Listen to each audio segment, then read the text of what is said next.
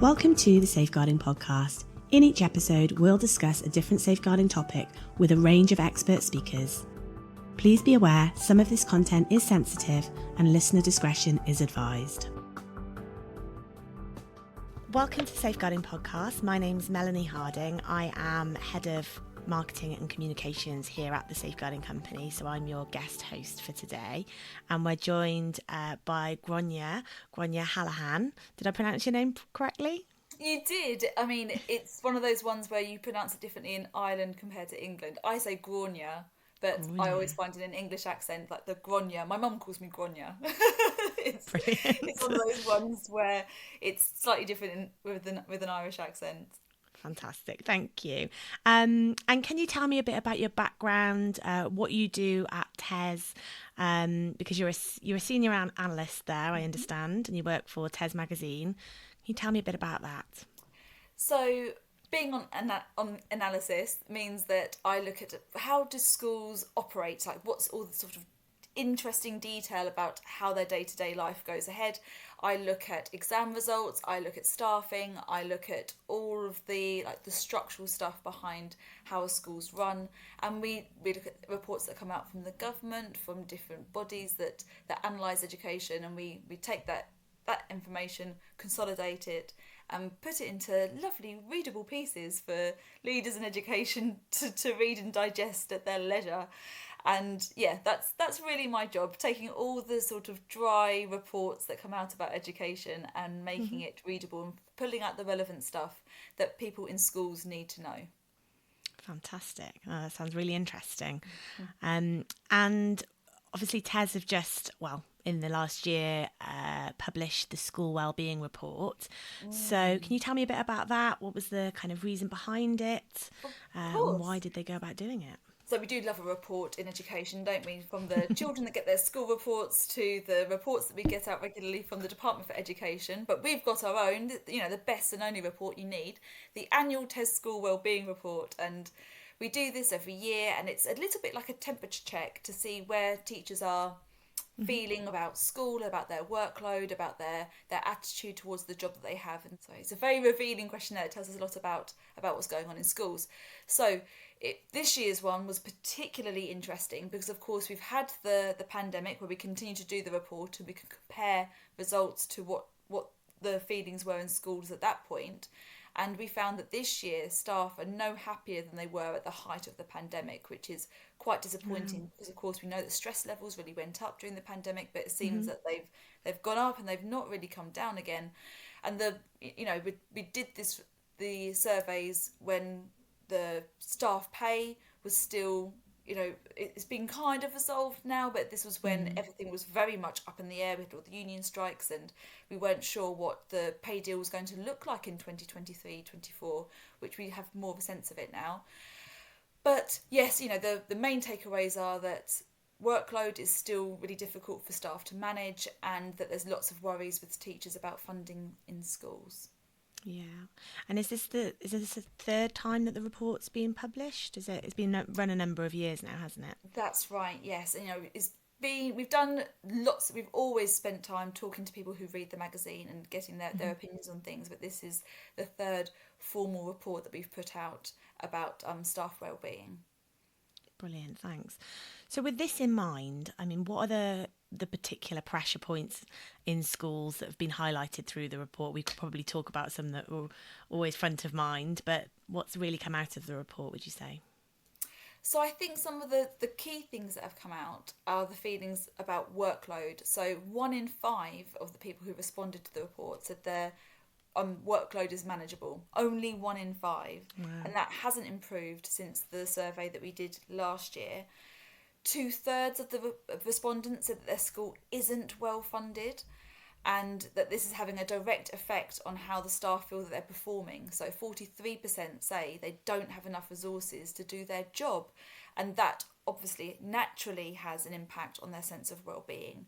We had more than half say they don't feel that they've got a voice about how things are run in their school, and that's an increase from last year who said the same. So we had 51% this year and it was 49% last year. And it looks like this is a trend that's increasing, that more and more staff feel that in their school, they don't have as much of a voice about, you know, how things are run, what they can teach in the classroom, what, you know, the behaviour policy is.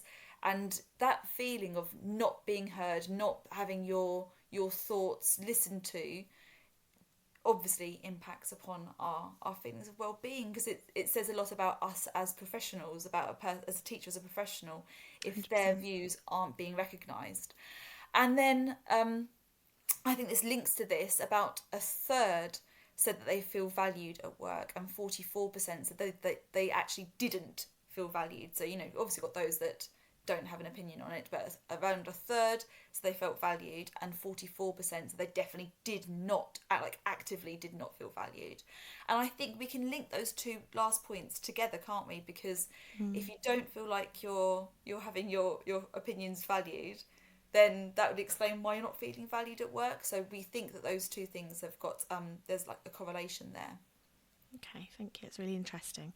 And obviously, at the Safeguarding podcast, we cover topics, you know, predominantly to do with safeguarding, but I think actually staff well-being is really intrinsically linked with safeguarding of pupils, because I think they don't live in silos, do they? They are very No. heavily linked. No, I mean, think about these teachers that we're talking about. So you've got this 44% saying they're not feeling valued at work. If you're not feeling valued at work, when you come to raise a safeguarding concern, how likely are you to feel like you can actively go and, you know, express your opinion about the concern that you've got, and being able to know that your professional opinion about the safeguarding concern that you're raising is being listened to? Yeah. You've also got the fact that, you know, we need to look after our own well-being in order to look after other people's, and having the mental capacity to spot and identify issues with your students and with your fellows. You know, safeguarding isn't just about children, it's about the adults that you work with too. Yeah.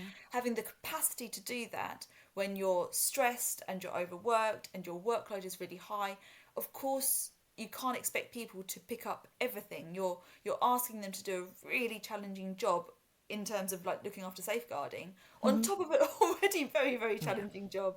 So unless you do look after your staff, unless your staff well-being is high, then you cannot be sure that safeguarding is going to be taken is going to be executed as well as it could be, because you need to be, you know, really mentally fit and really capable to be able to do that job properly. Absolutely. I was just rereading the report this morning just to refamiliarise myself with some of it. And it was really interesting. So one of the things I took out of it, that actually 63% of schools are now using some kind of wellbeing survey. So I thought that was really interesting, that they're obviously switched on to this fact, and they're, you know, trying to do something about it, or trying to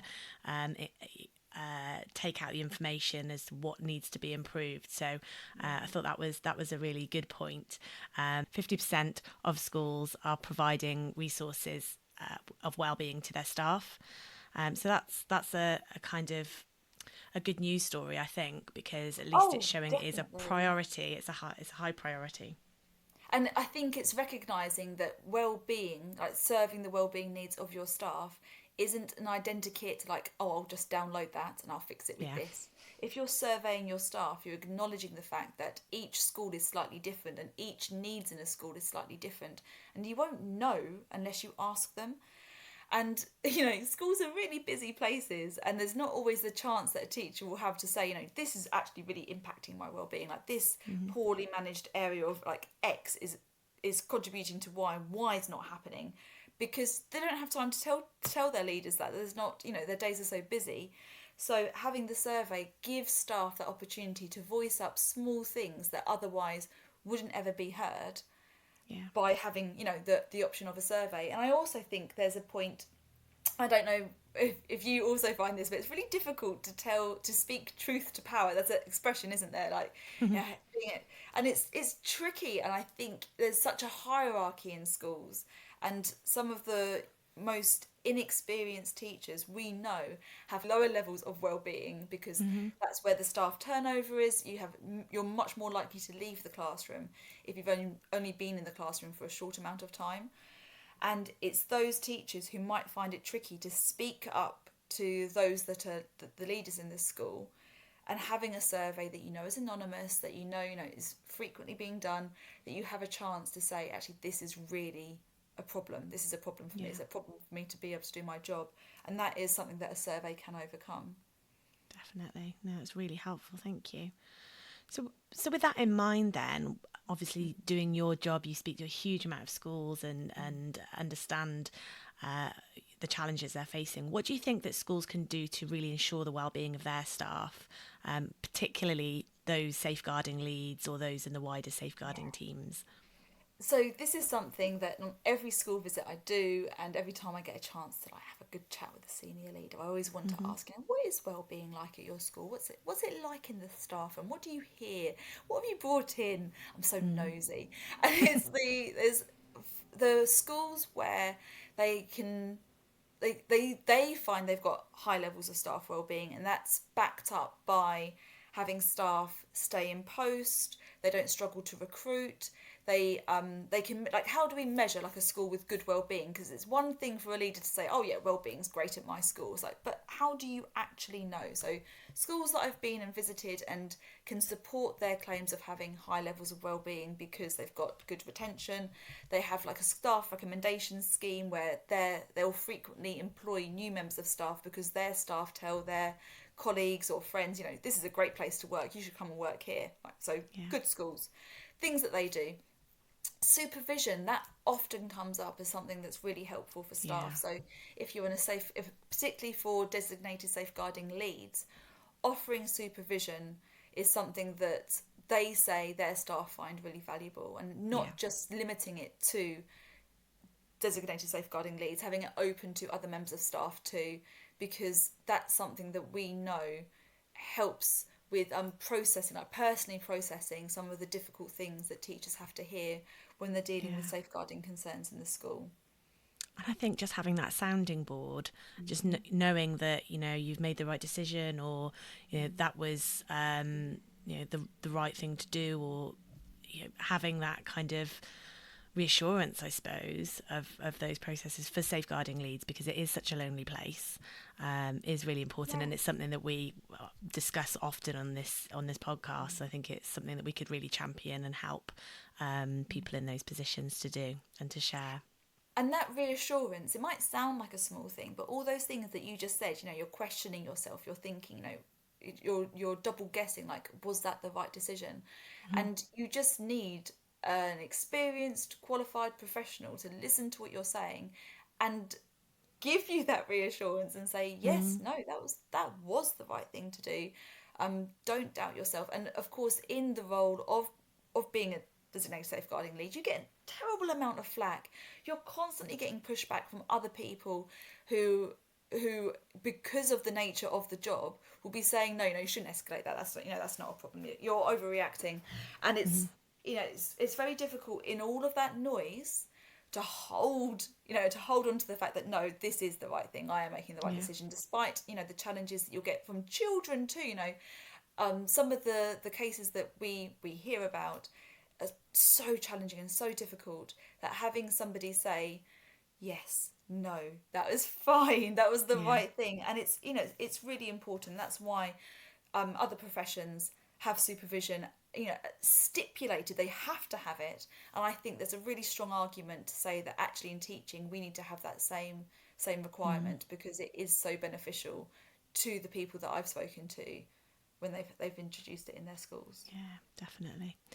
And I think we've seen a bit of a shift as well more recently, where the role of the safeguarding lead used to be, one person, maybe two, but we're seeing a kind of more of a trend now to more a group of safeguarding leads with deputy DSLs, and so I think you can kind of share and spread the load a little bit. Is that something that you've seen? Oh, definitely. And it came in the Keeping Children Safe in Education. If you look at the wording of I think it's the last two updates, they've altered the wording to reflect the fact that schools are more likely now to have a safeguarding team rather than just a single safeguarding person. And this is great because, like you just said, that you described the loneliness of being the only safeguarding lead in the school. It's not a job for one person. What if that person's off sick? What if that person is on holiday? Like, this is not a one person job. This is definitely very, very much a group. And also, having strong links with those outside agencies and being able to, when you are signposting parents to and children to access these other services, they need to have, for you as on the safeguarding team, an actual face at the end of it, like who you're referring to. And I've spoken to schools who've worked this sort of triage service where they have the safeguarding concern brought to them, but then they have weekly meetings where everybody comes together. And although it's time consuming because actually physically being all in the same room together is a challenge, in the long run, this saves time, because when you are making those referrals, when we are talking about cases, caseloads can be dealt with much more quickly if, you've got a full understanding of what the service that you're signposting to can offer. And you're not wasting time by saying, you need to go and see this person. Oh, actually, it turns out that's not the right service for you. You need a different person. Fully understanding what each service can provide for the child is really important. And having face-to-face meetings and having, that whole holistic package for a child who has got a safeguarding concern can help with well-being, because you feel like you're actually making a real difference to that child. It's, you can see the case being followed through. That impacts well-being. All of those smaller bits are addressed by having a bigger team and having good relationships with the services that you're referring to. Yeah, definitely. Absolutely. And are there other things, are there any other things that you could suggest that maybe staff look at for their well-being or the well-being of their staff? So something that the Department for Education seems to be really interested in and is putting a lot of, money and time behind is introducing more flexible working for staff members. And we know from the Wellbeing Report this is something that that staff want to have, and they, this is not just about taking things away. It's more about streamlining how staff meetings are run. It's about using decent behaviour management software to lighten the load. There's lots of things you can do, but flexible working can be made possible if you do those other things, if that makes sense. This is not just a one problem. This is a multiple problem with a solution that has many different parts of it. So flexible working is really important. Leaders will often say, and this is in the Department for Education reports they've put out when they've done their research into, like, why is flexible working not being offered in schools? And leaders say, it's just not possible. We, the way that we run things with our meetings and with the timetable, we can't make that work. And we know from our Wellbeing Report that there's a better way of running schools, that you can streamline staff meetings, you can lighten the load with your behaviour management software, and that, by doing those things, will allow you to offer more flexibility to your teachers. Now, what might that look like? I wrote a piece recently where we looked at schools that had introduced flexible working, and one way that they managed it was timetabling PPA. So everybody had a PPA on an afternoon, and they were allowed to then have an early finish, and they completed that PPA time in their own time, right? So we all know that teachers work ridiculous hours, and they're not always able to choose when those hours take place, because you've got to be in school between 9 and 3. And these leaders said, look, this is ridiculous. They can be off-site. We can manage the number of staff we've got in school so that their being off-site's not a problem. Go do your PPA when you want to do it, and that afternoon is your afternoon. And the staff that I spoke to at those schools said they use that time for all sorts of different things. Some of them had caring responsibilities. They sorted their caring responsibilities in that afternoon. Others had hobbies and interests that they were allowed to use that afternoon to pursue. They were allowed to be people as well as teachers. This is almost revolutionary. Oh, wow, I can actually do things with my time, and everyone's in school, and this is term time. How exciting. And it's interesting how much joy came from just having one afternoon a week Yeah. where it was their time and they knew they were guaranteed to have it, and that's as I say, it's a simple thing to do. But I spoke to schools that were both small and large, you know, mats that had brought it in, and standalone like single academy mats and LEA schools, and each one was able to arrange the timetable to facilitate this, Hmm. and they said that it impacted their staff retention, their It's really staff important. well-being, and actually they felt that their teachers were less likely to call in sick, were more Hmm. likely to offer to cover colleagues, because the goodwill the school had shown them and the trust, that feeling of trust that came up in the survey, Yeah. clearly those teachers felt that they were trusted and were valued, because they were wanting to give back to their school because the school had given to them. Yeah, absolutely. I was talking to a friend who is, she's on the SLT in a school in Brighton, a secondary Oh, right. school. And she was saying that their school have just brought in these 4 wellbeing days every year that they can have. Mm, And that could be to go to, you know, a sports day, mm, Christmas concert, any of mm. those things. And then between them, they can cover each other's lessons. So I don't know Yeah, how the actual logistics of it work, but yeah, she said it's had a huge impact on her school. And it just means that they can do those family things that are really important to yeah, people, or, you know, look after, you know, elderly relatives, or yeah, those things that, you know, people do have. You know, requirements to do outside of yeah. work, outside of school. So yeah, and it was a really big success. So it was really nice to see the impact of that. And it's those days, it's like being able to go and see your child's sports day does Hmm. make a huge difference to your relationship that you have with your children, the feelings that you have about being, you know, a parent and a professional. And it's those, it's, I hate the expression, you know, making memories, but really it is kind of like that. Like my Yeah, I've got three daughters and they absolutely love sports, and sports day is like their Christmas. And I'm so fortunate that I can take the time to, and you know, I can book holiday because I can take yeah, holiday during the school term and I can go and watch them. But my friends who are teachers don't have that luxury with their schools. Their schools won't always allow them the time off to go and watch things like sports day, and it's just seen as, you know, it's unfortunate, but you get the holidays. And you know, that's a real hard pill to swallow. And as mm, schools, we expect our parents to come in and support the school, and we spend a lot of time trying to build positive relationships with students' parents. Parents are teachers too. You know, this hmm, is teachers are parents. It's that kind of, you've got to see the value in these things and being able to say, no, actually, it might be in term time, but this is important to my staff and it will help their general well-being if I can facilitate it. Let's find a way to do it, because in the long run, you'll have staff that are more committed, more mentally capable to do the job that you're asking them to do, and are mm, more likely to stay and work hard for you. Like it's, you know, it's yeah, just be a good human. definitely, If you can definitely, do it, find a way to do it. yeah. We touched a little bit upon this earlier as well, and this was around the kind of hierarchy, and I Mm, suppose the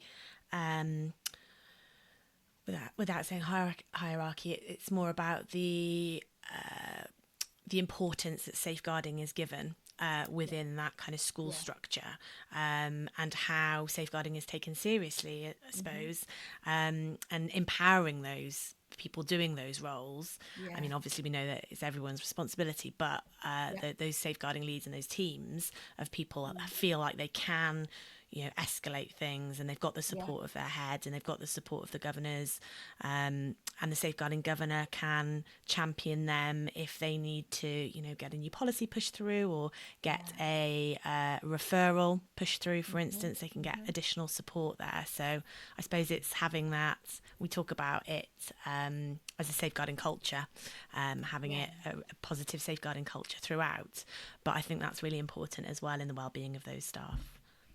Oh, definitely. And it's such a hard job, and if it's seen as unimportant by people who are perhaps new to the school or less Hmm. experienced teachers, then it's something that's going to grate upon you. Like if you know as safeguarding lead that what you're doing is it's that kind of life or death role sometimes. It's about as serious as it gets when you're looking after children. And if you have any kind of feeling that people don't take it seriously, or it's just an add-on thing, or Julia does that as well as being a classroom teacher, but she's really just a classroom teacher, or she does a little bit of safeguarding. How insulting to feel like your role is not recognised properly in the school. And it should be a senior leader role, and it should be something that everybody who walks into a school has sight of it straight away. It's best practice, isn't it, to have the designated safeguarding lead image on the wall with their role and who you need to contact, because everybody who walks onto a school site should know who the designated safeguarding lead is, shouldn't they? Definitely. It's something that's paramount. We're talking about the lives of children, therefore it doesn't get more serious than that. So recognising that in the hierarchy, and I think recognising that in the pay is really, really important. Yes, absolutely. Just a little note on that we've actually developed a poster, free downloadable poster, so that you can see who your safeguarding lead is, that people can print out and put at the entrance or wherever, in fact. So I'll put those in the show notes so people can access them if they want. I visit so many schools. I've seen so many different posters. I feel like a bit of a connoisseur of posters now. But it is something that you should see within the first few minutes of being in the building, isn't it? Definitely. Yeah. Brilliant. So let's just talk a little bit about how maybe schools can use this report then to improve wellbeing in their own settings. What would you say about that? So I think the report is well worth a read to consider and reflect how those responses might match up to what you're seeing in your school. And I think it's an interesting thing that, we talk about all these leaders that have got surveys in place in their schools now. Look at your recent surveys, compare it to what generally is being felt in schools, and see, how do you? I think it's an important compare and contrast exercise, isn't it, to see, how are people feeling, and you can think about, what the context is in your school. There's some schools where funding's more challenging than others. You might be a leader of a special educational needs school where we know that funding is more challenging at the moment because of the changes to the budget and what's happening in special schools. That's something to take into consideration when you're thinking about it. It's definitely important to compare and contrast. But the bit that I would focus on is the good news bits, the ones where they're saying what's going well. And I think that's the one where, take a big holistic view, look at everything, but let's see where staff are happy. Why are they happy? Can I make my staff happy like that? That would be my go-to tip for leaders when they're looking at that report. Brilliant. We talked about a couple of examples previously. Are there any other really good initiatives that you've kind of seen from schools, or things that people are doing really well that have impacted staff and student wellbeing?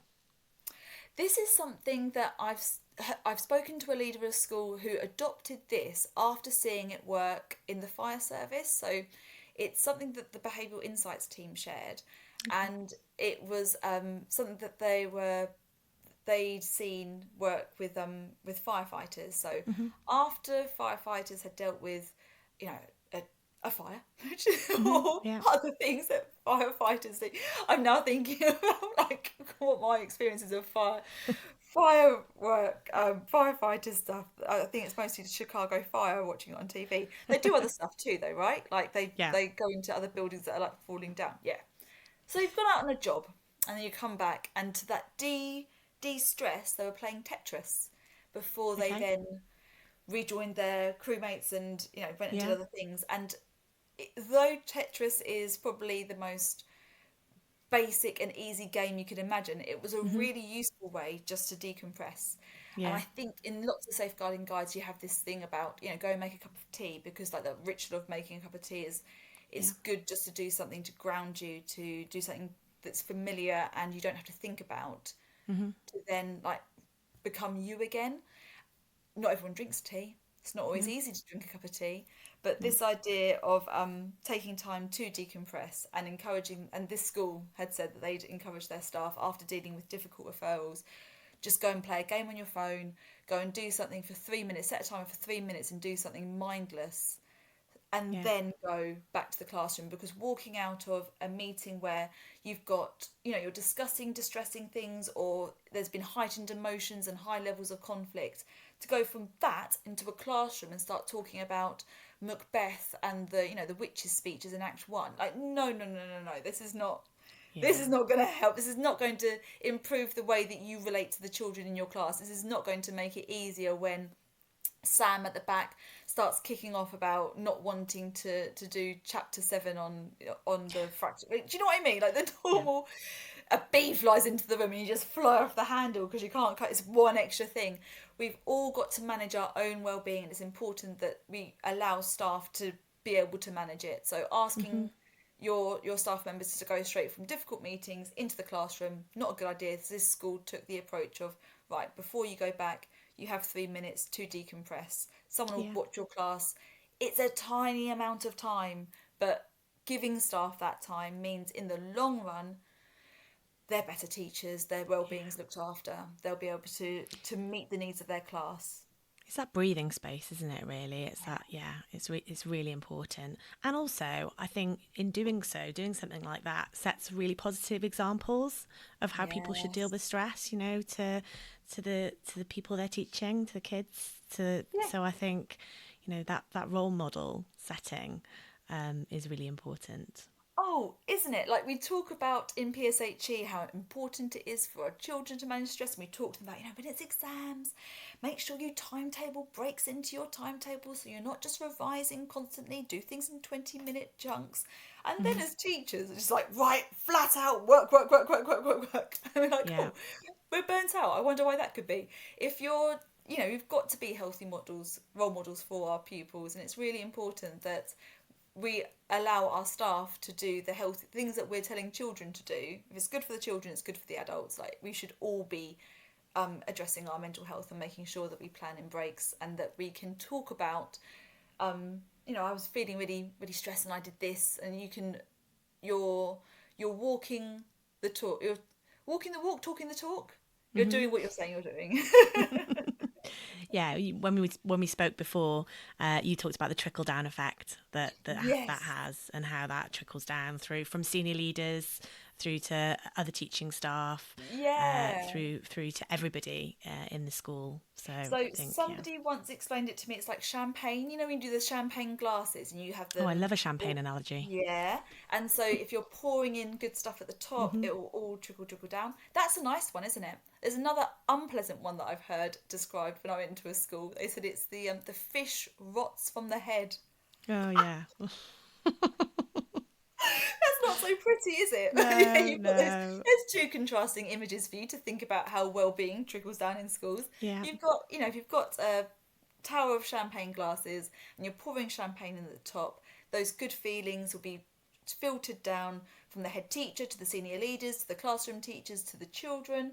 Everyone gets a little bit of that good feeling because the staff are not feeding off the stress of the person that they report to.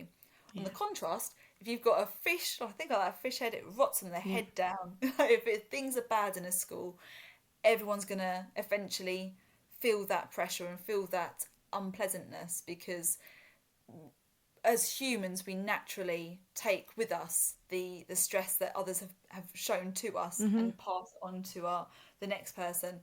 And so this is why it does all come from the top, and we've got to think teachers in a school do need to have their well-being needs met because it will impact the children in their classes if we don't. Absolutely. That's really, really helpful. Thank you so much for talking to us today. Oh no, thank Um, you for inviting me on. it's been really, really good. People can find the Wellbeing Report, or the School Wellbeing Report, I should call it, on tes.com. But I will put the show notes, the link in the show notes, so everyone can find that. And yeah, it's definitely worth a read. I think, it's a really well written report. you can grab 20 minutes, grab a cup of tea, read it at your leisure. And yeah, there are just some really good salient points, and it's a really good benchmarking thing to be able to do for your school and see where you're at compared to the national view, really. So yeah, that's everything. Is there any parting notes, Grainne? No, I think I really hit the high with the champagne and the dead fish. Yeah, that's fine. That was great. Well, on that note, I'm going to go and make myself a cup of tea. It was really lovely talking to you. Thank you so much. No, thank you. Take care. Bye-bye. Bye. Thank you for listening to the Safeguarding Podcast. For resources and more information about our safeguarding solutions, please visit thesafeguardingcompany.com. And don't forget, if you've enjoyed this episode, subscribe and feel free to rate us using whichever podcast provider you use.